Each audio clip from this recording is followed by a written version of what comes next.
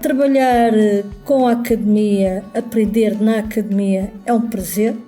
Eu comecei com aquela pessoa que toda a gente fala e conhecia, que é o Rui Lima, e com ele fiz o curso acreditado de Tecnologias do primeiro ciclo.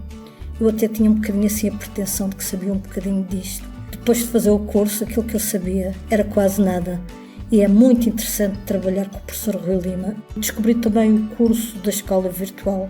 Aí também aprendi a potencializar tudo aquilo que eu já conhecia e a utilizar os recursos de uma forma assertiva e que me permitem melhorar muito quando eu utilizo a escola virtual. Iniciei ainda há pouco tempo também o curso acreditado da doutora Ariana Cosme, a mentora da gestão flexível do currículo. Se penso parar aqui nos cursos da academia de maneira nenhuma.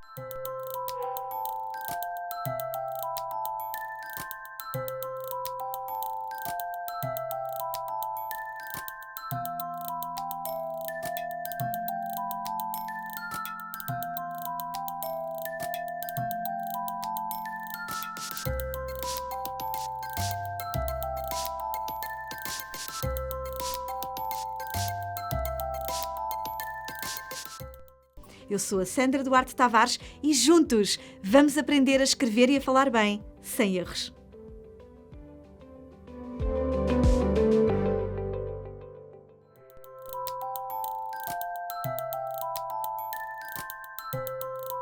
O meu nome é José Coentrão, sou enfermeiro de Serviço de Urgência Pediátrica e quero ajudá-lo a preparar-se para agir de forma rápida e eficaz numa situação de emergência.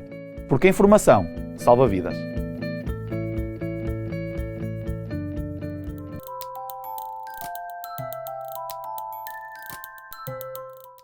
O meu nome é Inês Moura, sou coach vocal e quero convidá-lo a embarcar comigo nesta viagem pela sua voz.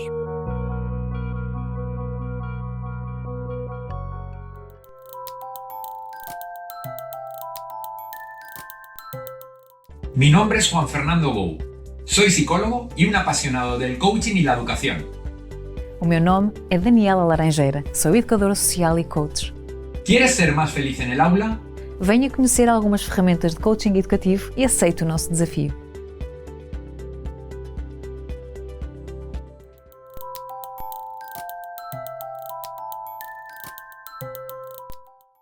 ¿Puede la psicología hacer que las personas realmente seamos más felices? Seja mais positivo e aprenda a usar as suas forças no que o faz realmente feliz. Aceite este desafio.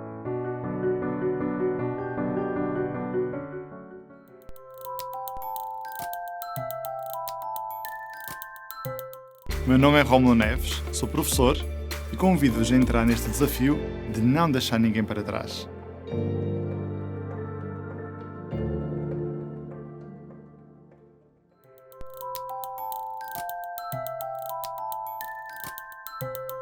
Eu sou Elizabeth Jesus e juntos vamos demonstrar para que serve aprender história.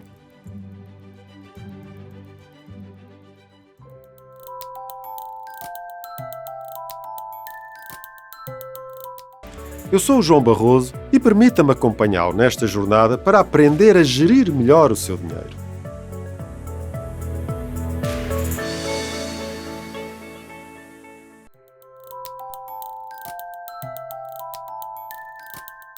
Eu sou a Sofia Almeida Santos e proponho contribuir para um país mais ativo, crítico e inclusivo. Aceita este desafio?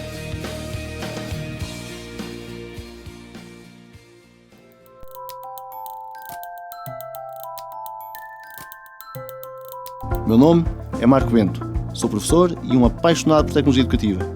Ligue-se comigo à nova Sociedade Mobile e ajude os seus alunos a tirar partido deste novo mundo de oportunidades.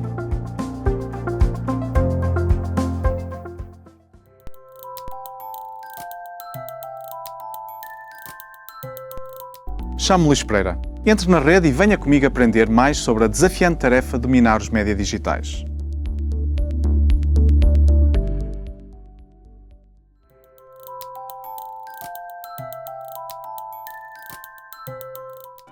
O meu nome é Ariana Cosme e convido-vos a acompanharem-me nesta caminhada que é a gestão flexível do currículo.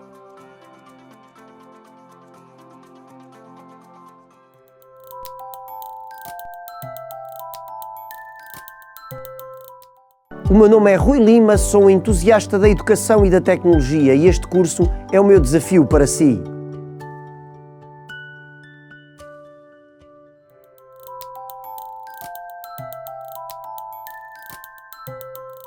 Com este curso não estás sozinho. Nele encontras dicas, métodos e estratégias para que, estudando menos, estudes melhor.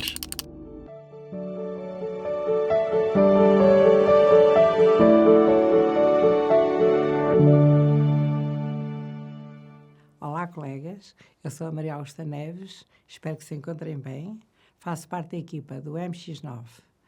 A minha equipa que me acompanha desde o 7º ano, MX7, MX8, já é a vossa conhecida. No entanto, vou falar um bocadinho de cada um. Do João Sá Duarte, que já escreveu muitos manuais aqui para a Porto Editora, desde sempre deu nas vistas, desde a faculdade, que já era reconhecido pelos seus pares, é muito competente, que tem muita experiência de preparação de alunos do 9º ano para a prova final e é também corretor e, por isso, é uma mais-valia também para este novo manual, o MX9.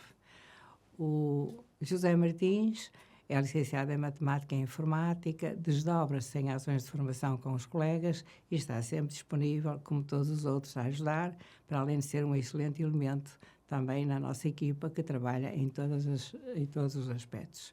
O Pedro Almeida é fantástico, trabalhou na Escola Virtual durante vários anos, ajuda-nos muito nesta passagem ao digital e também colabora em todas as áreas do projeto. E, colegas, agora quero falar-vos um pouco deste novo projeto do MX9. Quando nós somos professores de uma turma do 9º ano, temos um problema acrescido.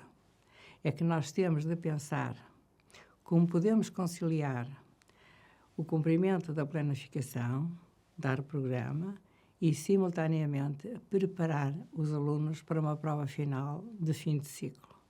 E é nesta perspectiva que nós vamos centrar o nosso webinar, esta nossa formação. Queria dizer-vos que as capacidades que os autores dos programas definiram para o 3º ciclo em geral e para o ensino obrigatório em geral são por nós trabalhadas em todo o manual. Mas há uma aqui que este ano se destaca de uma forma particular. São as conexões internas. Isto porquê? Porque se nós temos de conciliar o cumprimento do programa com a preparação para a prova, nós temos de estar permanentemente atentos a como ir buscar os conteúdos do 7º ano e do 8º ano que são importantes e que fazem sentido ser revistos naquele momento, muitas vezes revistos, muitas vezes falados de novo, porque sabemos que nem todos cumpriram o programa no 7º ano e no 8º ano, e, portanto, aqui estamos nós para dar essa ajuda e vou, ao longo da minha apresentação, ir falando sempre sobre este aspecto, conexões internas. O primeiro que é o nosso capítulo são os números, mas quando os colegas olharem para o nosso manual, a primeira página do manual que aparece é sobre áreas e perímetros de figuras planas. E a terceira página é sobre o Teorema de Pitágoras. E só depois é que vamos recordar a parte das potências do expoente natural e a notação científica. Ao longo de todo o capítulo, trabalhamos sempre com questões tipo exame, como esta que os colegas estão a ver aqui na parte final do ecrã. Depois, a representação na reta e as operações em R são valorizadas com o GeoGebra, uma vez que abdicamos um pouco das construções com material de desenho. No que diz respeito ao trabalhar os números, nós temos de dizer que destacamos aquilo que é mais importante, que tem a ver com descobrir se o número é racional ou irracional, descobrir se trabalhar com os intervalos, operações em R. Portanto, são assuntos recorrentes e sempre conectados, com conexões com álgebra e geometria. Aqui trabalhamos, como sempre, números, álgebra e geometria. Nos cálculos, com números arredondados e aproximados, vamos, principalmente no caso dos valores aproximados, vamos dar apenas exemplos para simplificar esta questão que tornava-se complicada e sem interesse, na medida em que muitas vezes nós dizemos nos cálculos intermédios conserva 3 ou 4 casas decimais, por isso aqui é mais um exemplo e passarmos à frente para darmos mais relevância, por exemplo, aos intervalos de números reais, que são recorrentes também em questões tipo exame. A seguir aos intervalos de números reais, vamos dar as inequações. E aqui cá temos uma oportunidade de recordar as equações. Se de um lado colocarmos uma equação e do outro lado uma inequação, o processo de desenvolvimento e de resolução é o mesmo, até que chegamos a uma situação final em que de um lado temos o AX igual a B e do outro lado o AX maior ou igual a B, por exemplo. Aqui só temos de olhar, no caso da inequação, para o sinal do A. E eu costumo dizer sempre, vamos então ter que trocar 3 coisas. Temos de trocar o sinal ao primeiro membro, o símbolo da desigualdade e o sinal do segundo membro. E voltamos outra vez à situação da equação. A forma de responder não é o conjunto de solução será um conjunto finito e, no caso das inequações, o conjunto de solução é um intervalo. Aqui aproveitamos então a oportunidade para reforçar aquilo que eu disse no início. Vamos recordar aqui, vamos integrar aqui a resolução de equações do primeiro grau, que fazem parte do 7º e também do 8º anos. E passamos já à álgebra. No caso da álgebra, há 4 conteúdos que os colegas já conhecem, já temos muito treino de ensinar, como sejam os casos notáveis da multiplicação, a composição de polinómios em fatores, a lei do anulamento do produto e também a resolução de equações de segundo grau incompletas. Portanto, aqui a novidade está em como eu vou lecionar, vou trabalhar com os alunos as equações do segundo grau sem fórmula resolvente. Escrevemos sempre a equação na forma canónica. Se o primeiro membro é um caso direto do quadrado de um binómio, escrevemos o binómio ao quadrado, portanto, cá está, temos x menos 3 ao quadrado igual a 0, e agora aplicamos a definição de raiz quadrada. X mais 3 igual a mais ou menos a raiz quadrada de 0. E se o primeiro membro não é o quadrado do binómio? Então, aqui, como fazemos? É um processo simples e que vamos ver que é uma aproximação do completamento do quadrado sem ser efetivamente o completamento do quadrado. Começamos por colocar no primeiro membro os termos em x² e x, e no segundo membro o termo independente. Depois dividimos por coeficiente de x², de modo a que este fique 1 para se tornar tudo mais fácil. Em seguida, concentramos-nos no b. E vamos num cálculo lateral, num cálculo ao lado, calcular metade de b e depois o quadrado de metade de b. Adicionamos a ambos membros o quadrado de metade de b e automaticamente o primeiro membro é o quadrado de um binómio e o segundo membro é um número. E agora aplicamos de novo a definição de raiz quadrada e assim, procedendo desta forma, acreditem que os alunos, é evidente que vão ter que resolver bastantes, depende de cada um, mas alguns alunos muitas, outros menos, depende do cálculo algébrico e das destrezas de cálculo algébrico que cada um já tem adquiridas. E quero dizer-vos que com este processo os alunos também vão rapidamente resolver qualquer equação de segundo grau e, como não conhecem de outra forma, nós próprios nos vamos também habituar a esta situação. Eu quero dizer que já resolvi tantas equações de segundo grau por este método, inclusivamente para verificar se o grau de dificuldade era crescente, e já cheguei à conclusão que dou comigo a resolver equações de segundo grau sem a fórmula resolvente. E então, passado este problema, nós temos a aplicação, porque as equações são sempre um instrumento. Então vamos resolver problemas, neste caso de geometria, cá estamos nós, outra vez, nas conexões internas, sejam as equações de segundo grau incompletas, sejam as equações de segundo grau completas, aplicando, que cá está, agora aqui a geometria no plano, mas também podemos aplicar no espaço, no caso dos volumes, e também, sem restrição, resolver os problemas tradicionais, como está aqui este caso, que é o caso da queda de um grave. Queria agora também dizer-vos que, mais uma vez, vamos aproveitar este momento para recordar as sequências, sucessões ou sequências, tudo isto porque elas nos conduzem a uma equação, o termo geral, não é? Vamos utilizar já o termo geral, e o termo geral conduz-nos à resolução, estes problemas conduzem-nos à resolução de uma equação ou de primeiro grau ou de segundo grau. E aqui passamos desde já e de imediato às funções. Aqui nas funções nós temos de ter um cuidado especial, que é no caso de recordar a função afim. No MX8 nós tivemos o cuidado de determinar o declive da reta, de insistir nesse ponto, dados os 2 pontos, dado um ponto e o declive, mas nem todos os manuais que nós verificamos posteriormente deram importância a este conteúdo. E quero dizer-vos que quem lê o programa do 10º ano diz recordar a determinação do declive de uma reta conhecidos os 2 dos seus pontos.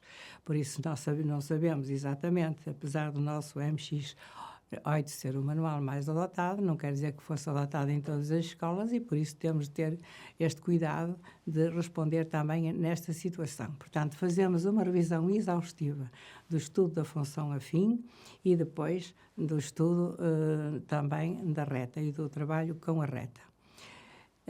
No caso do estudo da função afim, nós começamos pela função afim, função linear, função de proporcionalidade direta, para passarmos de imediato ao programa do 9º ano, que se trata de grandezas inversamente proporcionais, para contrapor logo aqui a proporcionalidade direta com a proporcionalidade inversa. Segue-se a resolução e o estudo da função da proporcionalidade inversa e terminamos as funções com o estudo da função quadrática. Também aqui é importante a utilização da tecnologia. E esta questão desta conjetura que nós começamos sempre por escrever a função y igual a x quadrado, em que o número, o par ordenado 1 pertence ao gráfico da função, e depois comparamos isto com a alteração do A, e é quase anti-intuitivo, porque quanto mais o valor absoluto do A aumenta, mais a curva fecha, e quanto mais o valor, o coeficiente do A diminui, mais a curva abre. Isto é importante para que, quando eu coloco a questão, no caso do estudo de uma função quadrática, eu quero que o aluno determine o A. Eu gostava que ele, ao olhar para a questão e que, por comparação com a função f de x igual a x quadrado, imediatamente pensasse se estava a procurar um número maior que 1 ou menor que 1, em valor absoluto. E aqui, cá está a tecnologia ao serviço da compreensão e do estudo da matemática. Colegas, então, terminado isto, nós vamos aqui também resolver muitos problemas, como já disse, sempre para chamar a atenção das questões tipo exame.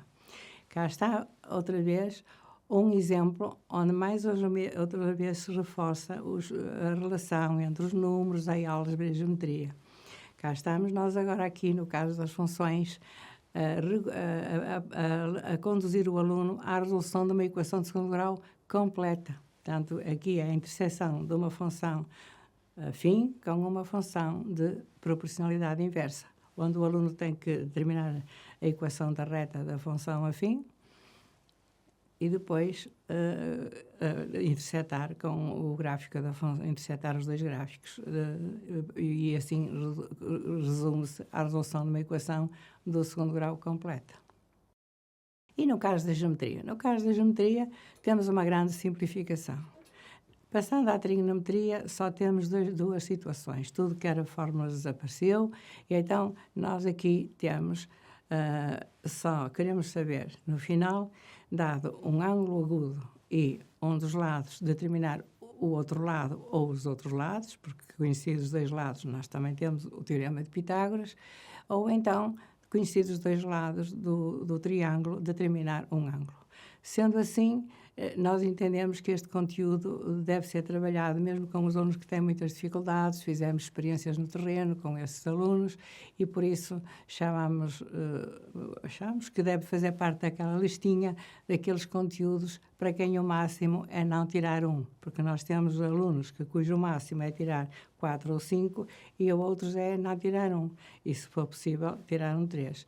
Portanto, cá está, além dos conteúdos tradicionais, da resolução de equações, da resolução de inequações, de saber se o número é racional ou irracional, enfim, toda aquela listinha que temos. Acho que, dada esta simplificação, podemos também incluir esta questão da trigonometria. Depois, no caso da geometria, temos também tudo muito simplificado. Aqui está um exemplo do tipo exame, onde nós resolvemos uma questão da aplicação da trigonometria, que já pressupõe também uma interpretação, não sendo uma questão direta, também não fica difícil para os alunos conseguirem resolver. Vamos estudar também só e apenas o ângulo inscrito e o ângulo ao centro. E também, nos lugares geométricos, temos as questões simplificadas, porque estudamos apenas a circunferência, o círculo, a bissetriz e a mediatriz.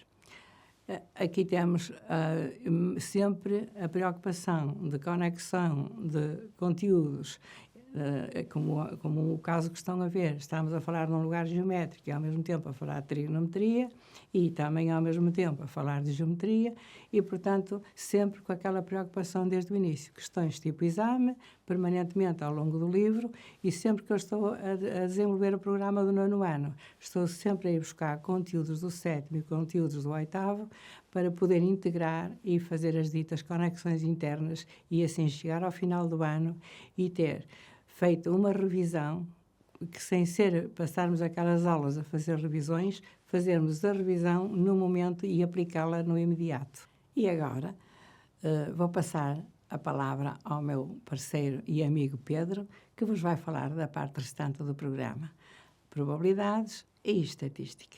Até já. No tema das probabilidades, não há grandes novidades ao nível do 9º ano. Optamos por rever alguns conteúdos, tais como o espaço de resultados, a noção de acontecimento, tabela de probabilidades ou probabilidade frequencista. Para além das representações e operações com acontecimentos, trabalha-se a regra de Laplace, a probabilidade da união de acontecimentos disjuntos e a probabilidade em experiências compostas. Neste contexto, iremos valorizar o papel das tabelas dos diagramas em árvore e dos diagramas de Venn para fazer contagens e operações com acontecimentos. Vamos ver alguns exemplos onde operacionalizamos estes objetivos de aprendizagem. Neste tema, fazemos sempre conexões internas. Vamos ver um exemplo onde o aluno poderá recordar a relação de Euler e aplicar os novos conhecimentos sobre acontecimentos. Mais uma vez, estabelecemos conexões internas, neste caso entre geometria e probabilidades, e fazemos revisões sempre em contexto. Quando planeamos a preparação dos alunos para a prova final, analisamos o tipo de questões que normalmente surgem sobre probabilidades. Normalmente aparece o cálculo da probabilidade com aplicação direta da regra de Laplace ou o cálculo da probabilidade em experiências compostas, que podem levar à construção de tabelas de dupla entrada, por exemplo. Em geral, é na interpretação dos enunciados que os alunos normalmente mostram dificuldades. Para trabalhar essa capacidade, apresentamos problemas em vários contextos, trabalhando o reconhecimento de padrões e de composição em problemas mais simples. Neste exemplo em concreto, será que se mudássemos o contexto para 4 bolas azuis e 3 bolas brancas colocadas numa jarra, os alunos interpretariam mais facilmente? Acreditamos que sim, bem como construiriam de uma forma mais simples a tabela dupla entrada, a identificação dos casos possíveis e dos casos favoráveis. Fica a dica, testem, pode ser que reduzir estes problemas a bolas resulte. Vamos agora ao tema da estatística. Aqui começamos por rever as medidas de localização, de dispersão e as representações gráficas em contexto de resolução de problemas. No que respeita ao agrupamento de dados contínuos em classes, a grande novidade é que estas passam a ser definidas por intervalos de números reais. Para além disso, iremos analisar diagramas de extremos e quartis paralelos como forma de comparar conjunto de dados. Um dos objetivos da aprendizagem consiste em interpretar as medidas de localização, de dispersão e relacioná-los com a representação em histograma e em diagrama de extremos e quartis. Reparem neste exemplo. Pretende-se associar o nível de dificuldade, poderia ser um jogo ou de um teste, ao diagrama, tendo em conta o enviesamento ou simetria da distribuição dos dados. A colocação da média no diagrama permite comparar a média com a mediana e relacionar ao tipo de distribuição apresentada. Já neste caso, a partir do histograma, constrói-se o histograma de frequências acumuladas e, em seguida, o diagrama de extremos e quartis, obtendo graficamente um valor aproximado para os quartis e para a mediana. Bem, com tanto para trabalhar, a nossa planificação é adequada? A questão do Pedro é uma questão que nos tem sido colocada muitas vezes pelos professores nas ações de formação. Dizem sempre, e nós vamos conseguir cumprir o programa. Nós não conseguimos cumprir o programa no 7º, nós não conseguimos cumprir no 8º. Temos tido muitas dificuldades, alunos com muitas dificuldades, e por isso nós, colegas, como já disse, criamos um manual com uma planificação em que nós prevemos fazer as revisões sempre integradas à medida que vamos dando o conteúdo e deixando sempre, no mínimo, 2 semanas antes de terminarem as aulas com o programa do 9º ano e com estas revisões já feitas. Tudo para quê? Para que vamos agora pensar na preparação da prova final e temos aqui, como já vos referi há pouco, 2 grupos de alunos. Aqueles em que nós queremos que eles tirem 4 e 5 e sabemos que eles têm potencial para isso, e depois temos de trabalhar com o outro grupo, que sabemos que têm muitas dificuldades, portanto, concentrando o nosso trabalho apenas com aqueles alunos que, enfim, têm imensas dificuldades e que queremos que não tirem um na prova, porque ninguém gosta de ficar mal visto nesta prova final. Nem os professores, nem os alunos, nem os pais, nem as escolas, nem nós autores. Por isso nós temos que lutar todos para isso. Por isso nós respondemos também no nosso projeto com situações para este trabalho final. Acresce a este problema o facto de este ano os alunos terem de fazer a prova final em formato digital. E melhor do que ninguém do que o Pedro, com 10 anos de experiência da escola virtual, para vos ajudar a responder a uma questão que traz parte, ou a grande parte, ou até diria todo o país ansioso. E o Pedro vai dar-vos uma esperança. E então, Pedro, veja lá se ajuda os colegas. A prova em ambiente digital será uma realidade. Ao longo destas últimas semanas, podemos constatar pelo país a grande preocupação dos colegas em relação à preparação dos seus alunos para a prova final. Se, por um lado, as condições físicas são muito diferentes de escola para escola, alguns alunos revelam ainda grandes dificuldades na escrita de simbologia matemática no computador para responder a questões de desenvolvimento. Para responder a essa necessidade, sugerimos exemplos de testes interativos com questões de desenvolvimento para poderem trabalhar com os vossos alunos o conteúdo e a escrita matemática. Neste exemplo em concreto, podemos verificar o conhecimento do aluno através de uma questão simples de espaços e treinar a escrita de simbologia matemática. Colegas, se precisarem do nosso apoio e ajuda, contem connosco. Muito obrigado. E tal como o meu colega Pedro disse, contem connosco, muito obrigada e esperem por um excelente manual do 9º ano.